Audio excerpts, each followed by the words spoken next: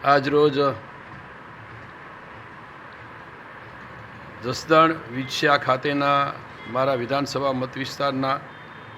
વિછિયા ખાતે at this time લિમિટેડની Vinchhiya નવી branch open થઈ રહી છે। આ કંપની ગુજરાતમાં લગભગ 250 જેટલી બ્રાન્ચ એ ખોલવા માટેનું આયોજન છે।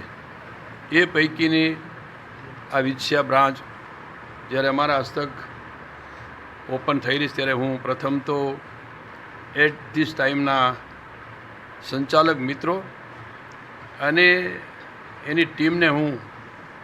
શુભેચ્છા પાઠવું છું, અભિનંદન આપું છું। આ જ રીતે લગભગ એક તાલુકા ઉપર 1 લાખ કરતાં વધુ વાચક મિત્રોનું આ વર્તુળ ધરાવતી આ એટ ધીસ ટાઈમ આ બ્રાન્ચ જે આગામી દિવસમાં સારાઈ ગુજરાતના તમામ તાલુકાઓમાં ખોલવા માટેનું અને લોકો સુધી પહોંચવા માટેનું એમનું આ આયોજન છે। આવનાર સમયમાં જેતપુર, અમરેલી, મહુવા, અમરેલીથી બાકીના આજુબાજુના તાલુકા એટલે ગોંડલ, બાબરા તેમજ સાવરકુંડલા ખાતે પણ નવી બ્રાન્ચ ખોલવા માટેનું આ એટ ધીસ ટાઈમ એમને આ મિત્ર વર્તુળનું આયોજન છે। આ મીડિયા નવી દિશા આપતો એક ધીસ ટાઈમ એટલે મીડિયા વર્તુળ આખું કે ભવિષ્યમાં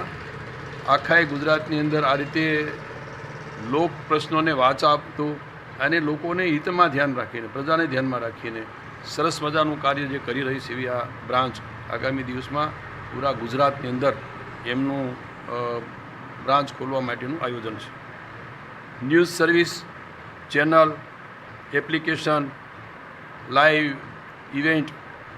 બ્રાન્ડિંગ, બુક જેવા વર્તુળોમાં કામ કરી રહ્યા છે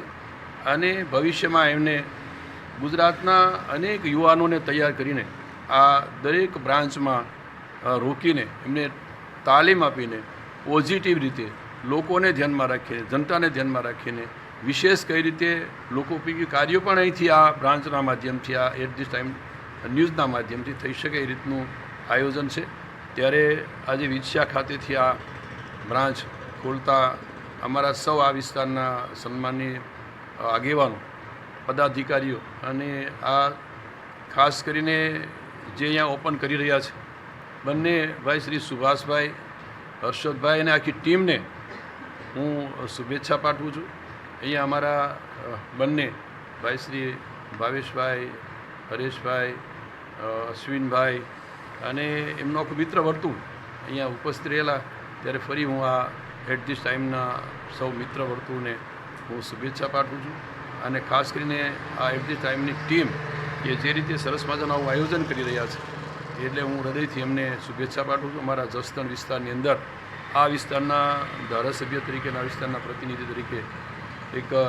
અમને આ વિસ્તાર માટે ખૂબ સરસ લોકોપયોગી જે કાર્યો રાજ્ય સરકાર તરફથી